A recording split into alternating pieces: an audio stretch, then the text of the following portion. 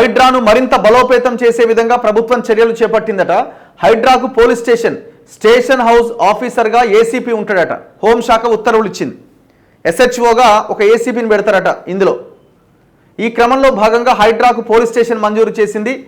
Assistant commissioner of police ACP స్థాయి అధికారిని Hydraa police station ఎస్హెచ్ఓగా నియమిస్తున్నట్లు హోంశాఖ ప్రత్యేక ప్రధాన కార్యదర్శి రవి గుప్తా ఉత్తర్వులు జారీ చేశారు. హైడ్రా పరిధి 3 కమిషనరేట్లను దాటి ఓఆర్ఆర్ వరకు ఉండడంతో కేసుల నమోదు విషయంలో 3 కమిషనరేట్లతో సమన్వయం చేసుకోవడం ఇబ్బందిగా ఉందని, తమకు ప్రత్యేక పోలీస్ స్టేషన్ కేటాయిస్తే నేరుగా కేసులు నమోదు చేయడంతో పాటు దర్యాప్తు కొనసాగించి ఆక్రమణదారులకు శిక్షలు వేయించవచ్చని హైడ్రా కమిషనర్ రంగనాథ్ గత ఏడాది ఆగస్టులో ప్రభుత్వానికి లేఖ రాశారు. హైడ్రాకు చైర్మన్గా ముఖ్యమంత్రి రేవంత్ రెడ్డి ఉండడంతో సీఎం దృష్టికి రంగనాథ్ రాసిన లేఖను హోంశాఖ అధికారులు తీసుకుని వెళ్లారు. ఆ పైన సీఎం ఆదేశాల మేరకు హైడ్రాకు పోలీస్ స్టేషన్ కేటాయించారు. తెలంగాణ పోలీస్ శాఖ నుంచి తగిన సిబ్బందిని డిప్యుటేషన్పై హైడ్రాకు పంపించాలని డీజీపీ జితేందర్కు హోంశాఖ సూచించింది.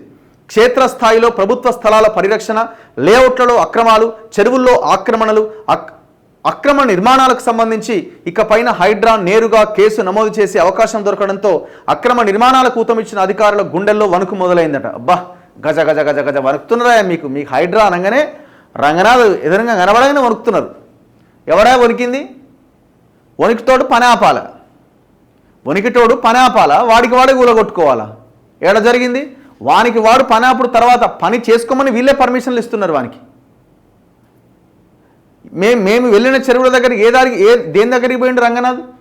దేన్ని కూల్చిండు? విమర్శలు ఎక్కువ రావడంతో బిల్డింగ్ కూలుస్తున్నాడు. అంతా సైలెంట్ అయినప్పుడు ఒక గోడనో లేకపోతే ఒక రేకుల షెడ్డో ఏదో కూలుస్తున్నాడు, యువతల పడుతున్నాడు.